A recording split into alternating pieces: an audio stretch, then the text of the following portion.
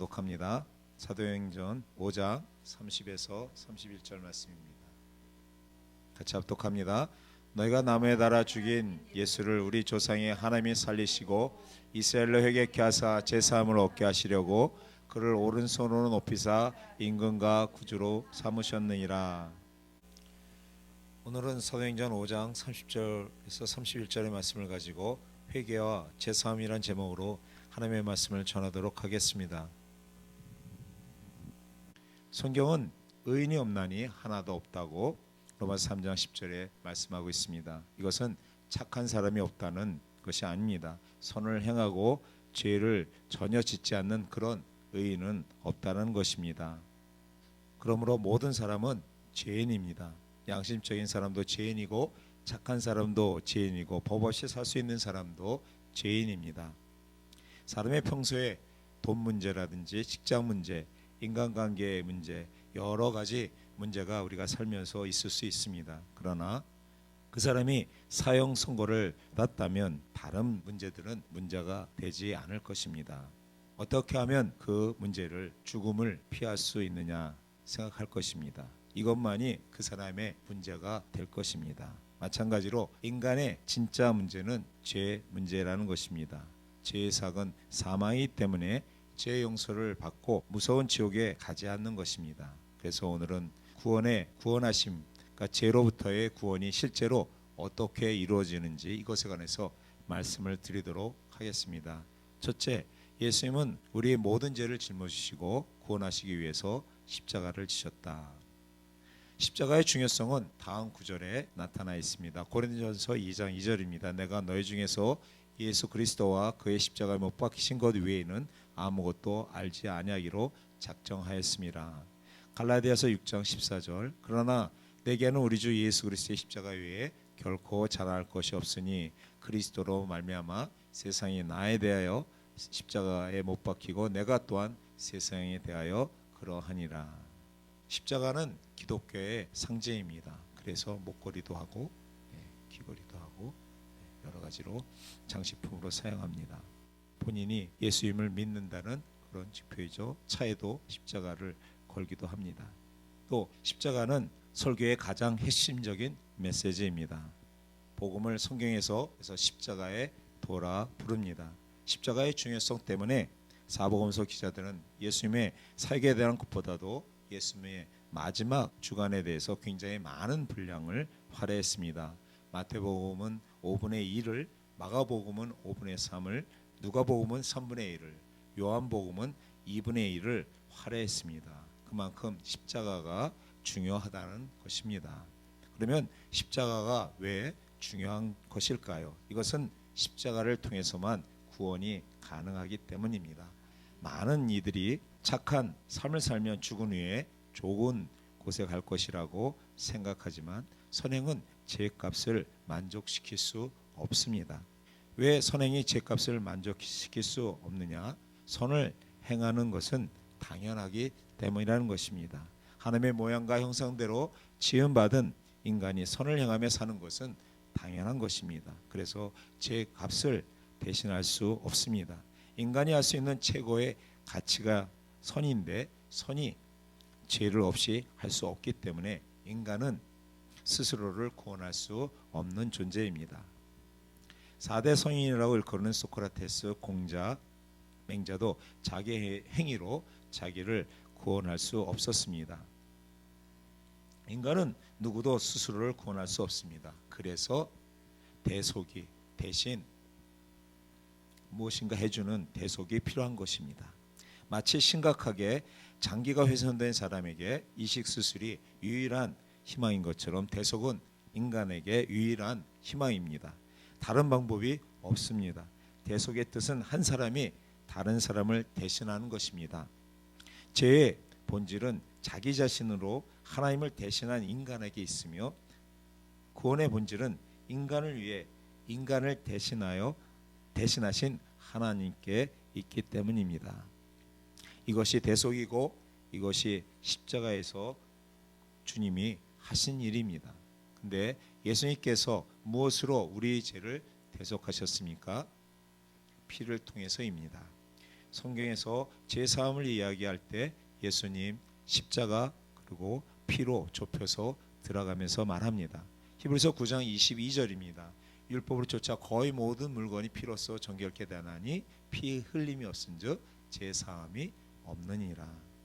베드로전서 1장 18에서 19절입니다. 너희가 알거니와 너희 조상의 유전한 망령된 행실에서 구속된 것은 음이나 금같이 없어질 것을 한 것이 아니요 오직 흠없고 점없는 어린 양 같은 그리스도의 보배로운 피로 한 것이니라.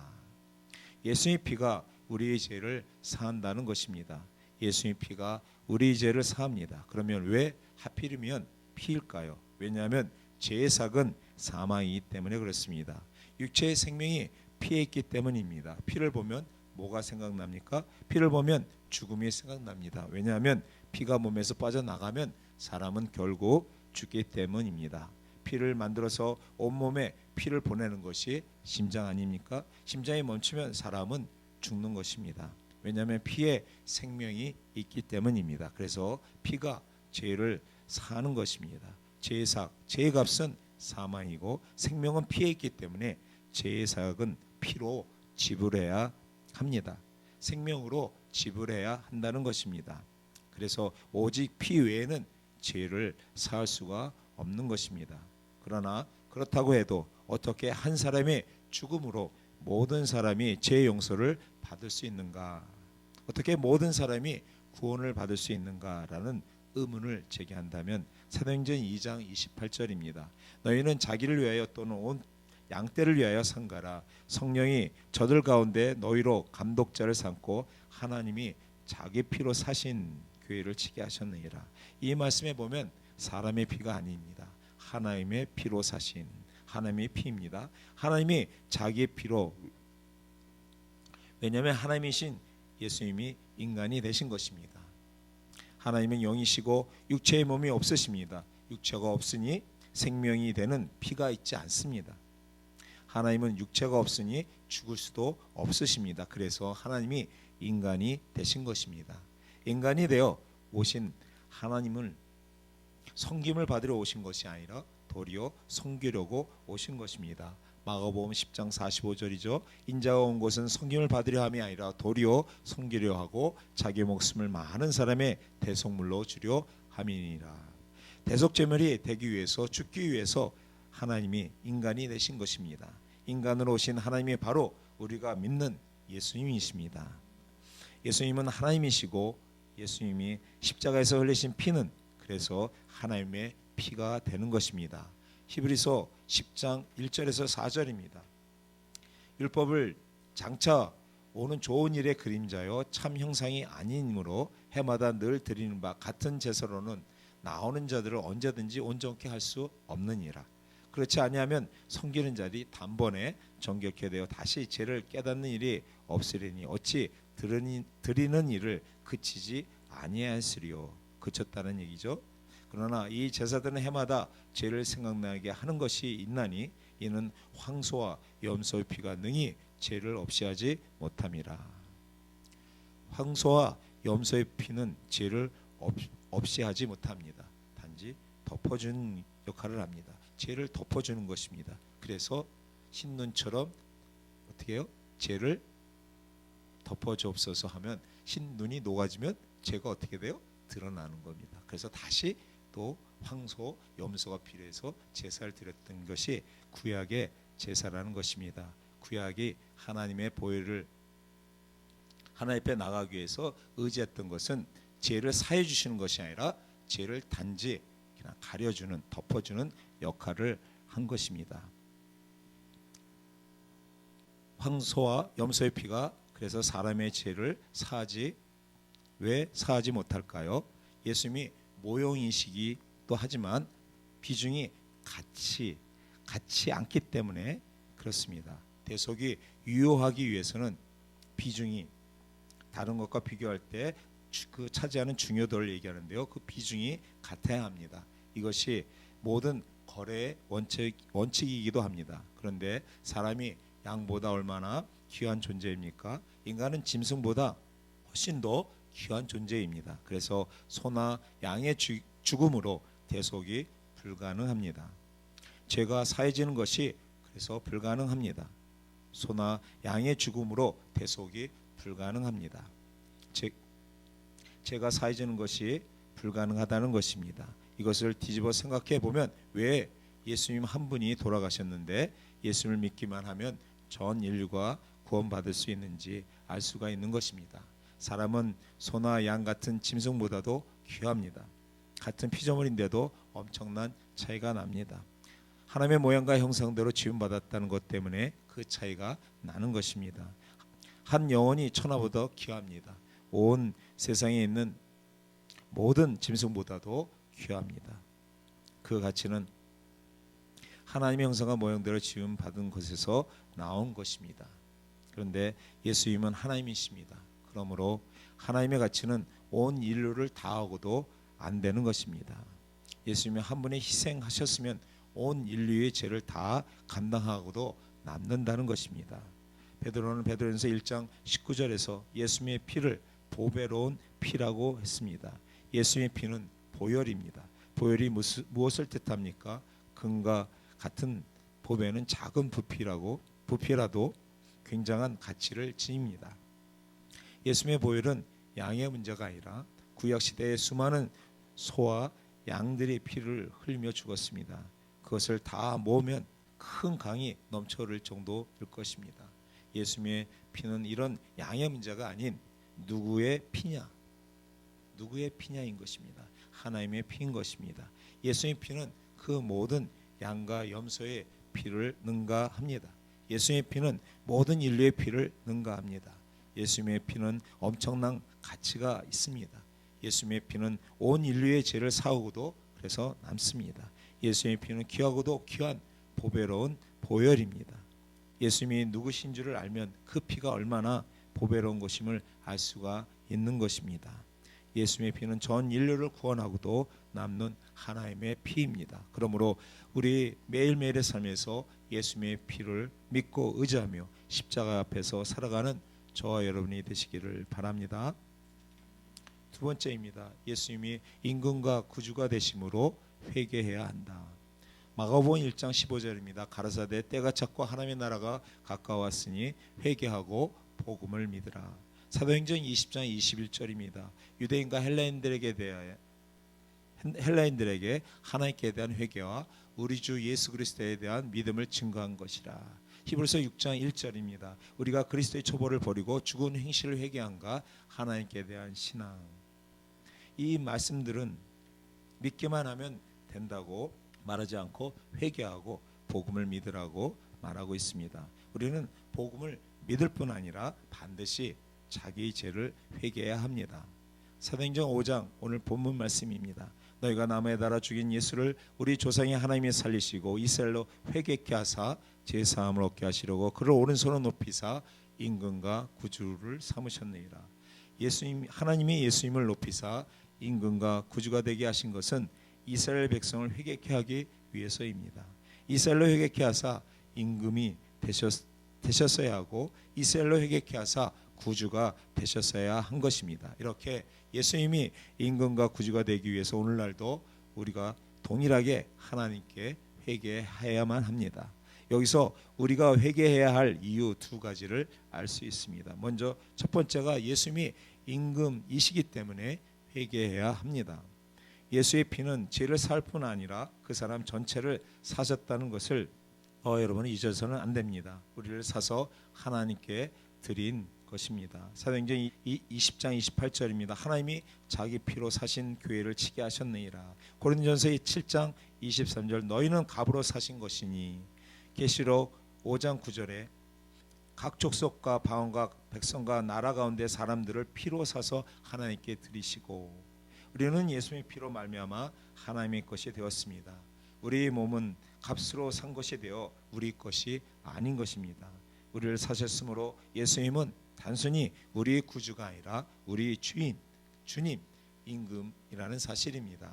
예수님은 구주이기 전에 우리의 임금, 왕이십니다. 만약 예수님이 단지 구주이시기만 하면 우리가 믿고 고백만 하면 제사함을 받고 누구나 천국에 가는 것이 맞습니다. 그러나 임금이시기 때문에 우리는 우리 마음대로 살 수 없습니다. 하나님께 순종해야 합니다. 말씀에 따라 살며 하나님께 영광을 돌리는 삶을 살아야 합니다.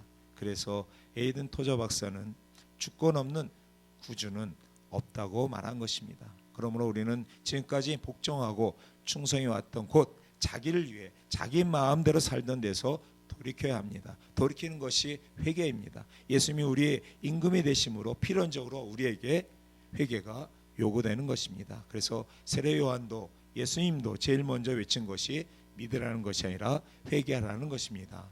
마태복음 3장 2절 회개하라 천국에 가까우니라 하셨으니, 마태복음 4장 17절에도 예수께서 비로소 전파하 가라사대 회개하라 천국에 가까웠느니라. 왜 회개하라고 외쳤을까요? 마음의 주인, 마음의 왕이 바뀌지 않고 믿는 것은 아무런 소용이 없기 때문입니다. 왕이 바뀌어야 합니다. 회개하면 왕이 바뀝니다. 그래서 예수님이 우리의 마음을 다스리게 되면 우리의 마음은 천국이 되고 죽은 후에도 천국에 가게 되는 것입니다. 그러므로 구원받아 천국에 들어가기 위해서는 반드시 회개해야 되는 것입니다. 믿기만 하면 구원받고 천국 가는 것이 아니라 회개해야 구원받는 것입니다. 3,000명을 회개시킨 베드로의 최초의 설교에도 분명하게 나타나 있습니다. 베드로가 구원에 대해서 그때 뭐라고 설교했냐면 사도행전 2장 36에서 39절입니다. 그런즉 이스라엘 온 집이 정령 알지니 너희가 십자가에 못 박은 이 예수를 하나님이 주와 그리스도가 되게 하셨느니라. 저희가 이 말을 듣고 마음에 찔려 베드로와 그 다른 사도들에게 물어 가로되 형제들아 우리가 어찌할까 하거늘 베드로가 가로되 너희가 회개하여 각각 예수 그리스도의 이름으로 세례를 받고 죄 사함을 얻으라. 그리하면 성령을 받으리니 이 약속은 너희와 너희 자녀 모든 먼데 사는 곧 주 우리 하나님이 얼마든지 부르신 자들에게 하신 것이라 하고, 베드로는 우리가 어찌할까 하는 자들에게 회개하라고 회개를 촉구합니다. 이것이 교회 시대 최초의 복음 전도입니다. 그러므로 복음을 전할 때 우리는 단순히 믿으라고만 전하면 안 됩니다. 회개하고 믿으라고 말해야 합니다. 그래야 사람들이 진짜로 구원을 받는 것입니다. 두 번째입니다. 예수님이 구주이기 때문에 회개해야 합니다. 이게 무슨 말일까요? 역으로 만약 예수님이 구주가 아니라면 우리는 회개하지 않아도 됩니다. 왜 그렇습니까? 회개해도 소용이 없기 때문입니다. 우리가 하는 회개 자체는 우리를 구원할 힘이 없습니다. 회개는 구원의 조건이기 때문입니다. 우리는 무엇을 하든지 지옥 가게 되어 있는 존재입니다. 회개해도 지옥 가게 되어 있고 믿어도 지옥 가게 되어 있습니다. 그런데 이것이 가능하게 된 것은 예수님이 우리 죄를 짊어지시고 십자가에 달려 피 흘려 주셨기 때문입니다. 죄를 청산한 피의 공로로 우리 회개가 가능하게 되었고 우리의 믿음이 가능하게 된 것입니다. 오직 예수님의 피만이 우리를 그래서 구원할 수 있는 것입니다. 예수님이 우리 죄를 사하신 구주이기 때문에 우리가 반드시 회개해야 되는 것입니다. 그래서 하나님은 사람들로 회개케 하기 위하여 예수님을 구주로 삼으신 것입니다. 저와 여러분이 회개했기 때문에 천국에 가는 것이 아니고 예수님의 피 공로 때문에 천국에 가는 것입니다. 우리가 구원받은 것은 단지 예수님이 육신을 입고 오셨기 때문에 된 것이 아닙니다. 예수님이 오셨다고 우리를 구원할 수는 없습니다. 예수님이 십자가를 지시지 않았다면 우리를 구원할 수 없다라는 것입니다. 우리를 구원한 것은 예수님의 피입니다. 예수님이 피 흘리지 않았으면, 예수님께서 대속하시지 않으셨으면 우리를 구원할 수 없습니다. 계시록 7장 10절입니다. 큰 소리로 외쳐 가로되 구원하심이 보좌에 앉으신 우리 하나님과 어린 양께 있도다 하니. 오늘도 찬양에 나왔죠. 우리가 구원받은 것은 어린 양으로 오신 예수님 때문입니다. 어린 양은 하나님께 드리는 희생제물입니다. 우리의 구원은 하나님께 희생제물이 되신 예수님의 피에 달려있는 것입니다. 우리는 예수님의 피로 구원받은 것입니다. 예수님의 십자가의 공로로 구원받은 것은 구원의 조건인 회개를 거부하지 않습니다. 안 해도 된다는 것이 아니라는 것입니다. 회개하지 않으면 구원이 이루어지지 않는 것입니다. 그런데 회개하라는 메시지를 현대교회에서 전하지 않는 것입니다. 회개의 중요성을 모르는 것입니다. 회개하라는 메시지를 성도들이 싫어한다고 눈치를 보고 전하지 않습니다. 성도들이 사활적으로 중요한 것인데도 말입니다. 더 기가 막히는 것은 설교자가 회개하라고 말하면 무언가 잘못 전한 사람처럼 취급하고 본다는 것입니다. 율법주의니 뭐니 어디서 들은 것을 가지고 이런 말을 한다는 것입니다. 이런 자들은 성경에 무지한 것이고 복음에 대한 구원의 진리도 파악하고 있지 못한 것입니다. 제가 이렇게 말씀드리는 것이 조심스럽지만 여러분들이 제대로 알고 있어야 할 내용이기 때문에 말씀을 드리는 것입니다. 이런 사람들의 소리에 분별해서 들으시기 바랍니다. 우리는 성경대로 믿고 따르는 것입니다. 성경이 다림줄이기 때문입니다. 그러니 성경에 회개하라고 촉구하는 메시지가 교회의 주 메시지가 되어야 할 것입니다. 예수님을 구주로 삼았기 때문에, 예수님이 십자가에서 어린 양이 되셨기 때문에, 피 흘려 주셨기 때문에 그 공로를 의지해서 저와 여러분이 꼭 회개해야 되는 것입니다. 아멘.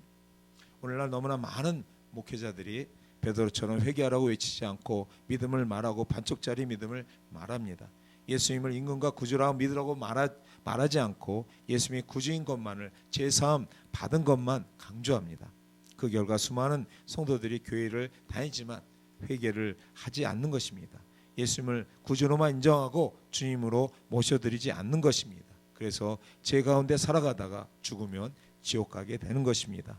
교회나 목회자들이 진리를 바르게 전하지 않는 것이, 성도들이 진리를 바르게 알지 못하는 것이 교회 안에서 많은 영혼들을 지옥 가게 만드는 것이 됩니다.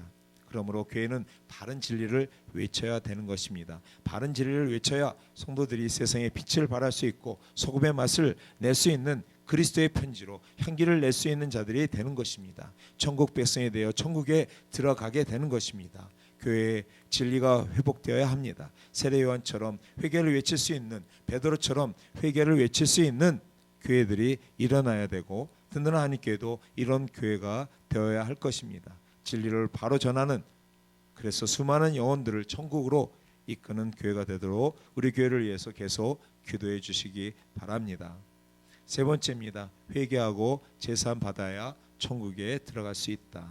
오늘 본문 31절, 이스라엘을 회개케 하사 제사함을 얻게 하시려고 그를 오른손을 높이사 임금과 구주로 삼으셨느니라. 여기에 말씀에 나오는 제사함을 많은 사람들이 구원과 동요로 생각합니다. 그런데 구원을 의미하는 제사함은 예수님이 임금과 구주가 되셔서 회개하는 이런 과정을 통해서 주어지는 것입니다. 그런데 그냥 영접기도 따라하고 믿습니다, 잘못했습니다 이런다고 제사함이 주어지는 것이 아니라는 것입니다. 그래서 많은 사람들이 의롭다함을 받았다고 생각하지만 실제로 하나님이 의롭다 하지 않는, 실제로는 벌거벗은, 실제로는 죄인이 많은 것입니다.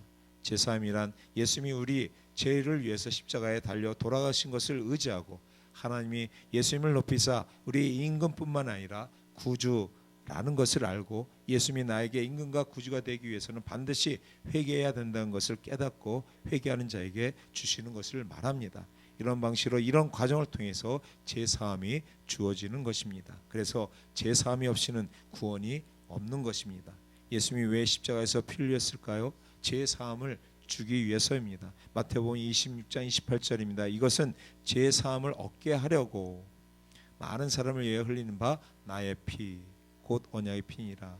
그러면 예수님은 왜 제사함을 주기 원했을까요? 구원은 제사함으로 말미암아 오는 것이기 때문입니다. 누가복음 1장 77절입니다. 죄 백성에게 그 제사함으로 말미암는 구원을 알게 하리니. 제사함 받아야 구원받는 것입니다. 제사함을 받지 못하면 그 죄를 다 자기가 책임져야 합니다. 죄를 책임진 것은 영원히 지옥에 가는 것밖에 없습니다. 제사함이 없이는 구원이 없습니다. 근데 이미 말했듯이 제사함은 회개하는 자에게 주어집니다. 회개하고 믿는 자에게. 그러므로 우리는 반드시 회개해야 되는 것입니다. 구원론이 바르게 성경대로 정립이 되어야 합니다. 고린도후서 7장 10절입니다. 하나님의 뜻대로 하는 근심은 후회할 것이 없는 구원에 이르게 하는 회개를 이루는 것이요. 무엇이 우리를 구원에 이르게 하나요? 회개입니다. 우린 회개하고 예수님을 믿어야 합니다. 그래야 우리가 실제로 구원을 받습니다. 저 여러분의 마음속에 아직도 회개하지 않은 죄가 있습니까? 회개하라는 것은 돌이키는 것입니다. 우리가 기억나는 모든 죄를 자백했어도 우리 삶을 다스린 죄가 하나라도 있으면 회개한 것이 아닙니다. 우리가 회개를 하여도 성숙한 사람이 아니기 때문에 죄를 짓기도 하고 넘어지기도 합니다. 그러나 죄가 우리를 주관하지는 않는 것을 말합니다. 그런데 어떤 죄든지 아주 습관적이면서 자기를 주관하는 죄가 있습니다. 이런 죄가 하나라도 있으면 지옥에 가는 것입니다. 마태복음 18장 9절입니다. 만일 내 눈이 너를 범죄하거든 빼어내어 버리라. 한 눈으로 영생에 들어가는 것이 두 눈을 가지고 지옥불에 던지는 것보다 나으니라. 말씀 그대로 실제로 눈을 빼라는 것이 아닙니다. 그런 죄가 있으면 끊어버리라는 것입니다. 그 위에 나오는 것이 발도 손도 자르라는 말 나오죠. 똑같이 그런 죄를 끊어버리라는 것입니다. 우리는 사실 살면서 날마다 눈으로도 범죄할 수도 있고 손으로 범죄할 수도 있고 말로도 범죄할 수 있는데 무엇 때문에 예수님은 이렇게 극단적으로 말씀하시는 것일까요? 이것은 일반적인 죄가 아니라 자신을 다스리는 죄를 말하는 것입니다. 즉 우리가 자백으로 끝나는 것이 아니라 회개해야 될 죄, 돌아서야 될 죄, 돌이켜야 할 죄, 우리가 끊어버려야 할 죄, 우리가 돌이켜서 회개에 합당한 열매를 맺어서 내 회개가 참된 회개라는 것을 즉 열매로 증명하고 보여줘야 할 죄, 이런 죄를 말하는 것입니다. 이런 죄가 하나라도 우리에게 있으면 두려워해야 되는 것입니다. 우리가 교회 다닌다는 것이 저 여러분이 천국 보내준다는 것이 아니고 열심히 기도하고 봉사한다고 천국 보내주는 것이 아닙니다. 그 죄에서 돌이켜야 천국에 들어가는 것입니다. 그 죄를 회개해야 되는 것입니다. 그래야 천국에 가는 것입니다. 그러므로 아직도 돌이키지 않은 회개하지 않은 죄가 있으면 결단하시고 돌이키시기 바랍니다. 그래서 든든한 하나님께 성도들은 모두 다 빠짐없이 천국에 가게 되시기를, 그곳에서 만나게 되시기를 예수님의 이름으로 축복합니다. 이제 결론을 말씀드리겠습니다. 예수님은 임금과 구주 중 어느 것이 먼저인가요? 오늘 본문 보니까 그를 오른손으로 높이사 임금과 구주를 삼으셨느니라. 임금과 구주입니다. 주와 그리스도입니다. 항상 주가 먼저 나옵니다. 임금이 먼저 나옵니다. 이 순서는 굉장히 중요합니다. 그래서 이 순서를 지켜야 합니다. 우리가 예수님을 구주로 모셔드리고 구원을 받고 예수님을 임금으로 알아가면서 점점 성장하고 거룩해진다고 말합니다. 맞습니까? 저 말씀드린 게 맞나요? 다시 한번 말씀드립니다. 우리가 예수님을 구주로 모셔드리고 구원을 받고 예수님을 임금으로 알아가면서 점점 성장하고 거룩해진다는 말을 합니다. 맞습니까? 듣기에는 얼마나 그럴싸하고 균형이 잡힌 것 같습니까? 그러나 이것은 비진리입니다. 비진리 정도가 아니라 영혼들에게 위험한 가르침입니다. 계시록 3장 20절에 보면 볼지어다 내가 문 밖에 서서 들으노니 누구든지 내 음성을 듣고 문을 열면 내가 그에게로 들어가 그로 더불어 먹고 그는 나로 더불어 먹으리라. 이것은 라오디게아 성도들 생각 속에 마음속에 예수님이 계시지 않았다는 것을 의미합니다. 이 교회 성도들 상당수 마음속에 예수님이 계시지 않은 것입니다. 그러면 왜 예수님을 믿고 신앙 고백하고 교회 다니는데 예수님이 그 안에 계시지 않았을까요? 이것은 사람들이 예수님을 구주로만 영접하고 임금으로 영접하지 않았기 때문입니다. 요한복음 1장 11에서 12절입니다. 자기 땅에 오매 자기 백성이 영접치 아니하였으나 영접하는 자 곧 그 이름을 믿는 자에게 하나님의 자녀가 되는 권세를 주셨으니, 여기서 자기 땅과 자기의 백성이 나옵니다. 예수님이 단순히 구주가 아니라 왕이라는 것을 의미하는 것입니다. 유대인들의 왕으로 나신 이가 어디 계시뇨? 예수님은 왕으로 오셨습니다. 그런데 아무도 예수님을 영접하지 않습니다. 영접하는 자 곧 그 이름을 믿는 자에게 하나님의 자녀가 되는 권세를 주셨는데, 왕으로 오신 예수님은 예수님을 영접하는 자에게 하나님의 자녀가 되는 권세를 주신다는 것입니다. 우리가 예수님을 영접할 때 단순히 그분을 구주로 영접하는 것이 아니라 그분을 왕으로 영접해야 됩니다. 그래야 예수님이 우리 안에 들어오시고 우리를 구원하시는 것입니다. 그런데 라오디게아 성도들뿐만 아니라 오늘날도 교회 안에 예수님을 구주로만 영접하는 자들이 매우 많다는 것입니다. 그래서 영접 기도는 따라했지만 예수님이 그 안에 계시지 않고, 그래서 라오디게아 성도들처럼 차지도 않고 덥지도 않고 미지근하게 신앙생활하다가 결국에는 지옥에 갈 자들이 굉장히 많이 있습니다. 누구든지 예수님을 자신의 임금으로 인정하지 않는 자, 누구든지 예수님을 임금으로 모셔드리지 않는 자, 그들은 결국 멸망합니다. 누가복음 19장 12에서 27절의 말씀인데요, 그 후반절을 보면 마지막 27절입니다. 길어서 생략하겠습니다. 그리고 나의 왕 됨을 원치 아니하던 저 원수를 이리로 끌어다가 내 앞에서 죽이리라 하였느니라. 종들 같지만, 주님을 따르는 자 같지만, 주님을 섬기는 자 같지만 실제로 예수님이 왕 되시는 것을 원치 않는 사람들, 자기가 자신이 왕이 되기를 원하고, 제가 자신의 왕, 죄가 자신의 왕이 되기를 원하고, 그래서 죄와 세상이 주는 것을 누리기를 원하는 자들을 예수님은 자기의 백성이라고 인정하지 않습니다. 원수라고 했습니다. 나의 왕됨을 원치 아니하던 저 원수들을 둘째 사망의 지옥불에 던져 넣는다는 것입니다. 실제로 예수님은 세상에 다시 오실 때 실제로는 예수님을 임금으로 모셔드리지 않는 모든 성도와 목회자들을 지옥에 던져 넣으실 것입니다. 문제는 우리의 임금이 누구냐 하는 것입니다. 나의 영혼은 어떤 나라의 통치를 받느냐, 하나님 나라냐, 마귀의 나라냐, 자기 왕국이냐 하는 것입니다. 우리의 임금이 누구냐, 나는 누구를 사랑하고 있느냐, 나는 누구에게 복종하고 누구에게 충성하고 있느냐, 나는 실제 누구를 위해서 무엇을 위해 살아가고 있느냐, 이것이 중요한 것입니다. 저희 여러분 더 늦기 전에 예수님을 우리의 왕으로 모셔드리시기 바랍니다. 시편 32편 12절입니다.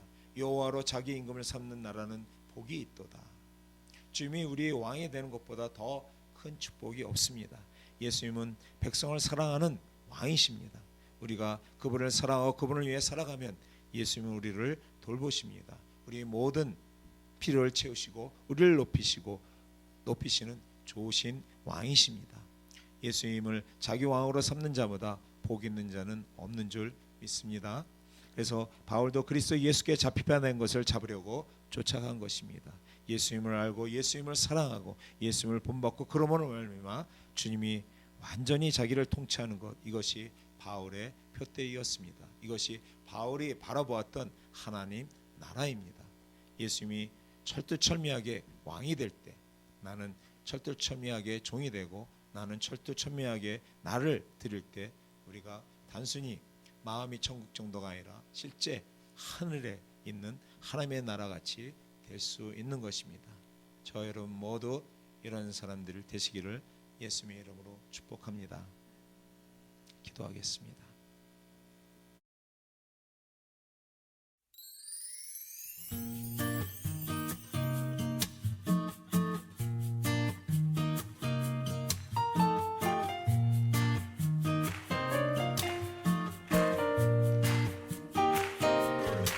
주님, 내게 선하신 분, 고와 같은 나를 구해 주의 자녀 삼아 주셨네. 아멘. 주님, 내게 선하신 분,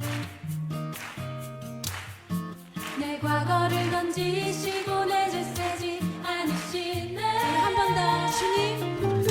주님, 내게 선하신 분, 고와 같은 나를 구해 주의 자녀 삼아 주셨네. 주님, 내게 선하신 분, 내 과거를 던지시고 내 죄 세지 않으시네. 다 같이 선하신 분, 선하신 분, 선하신 분, 선하신 분, 선하신 분. 우리 자매님들만 주님, 주님, 내게 선하신 분, 매일 아침마다 주의 자비로 새 생명 주네. 우리 형제님들이 주님, 내게 선하신 분, 주의 손이 내게 계셔 내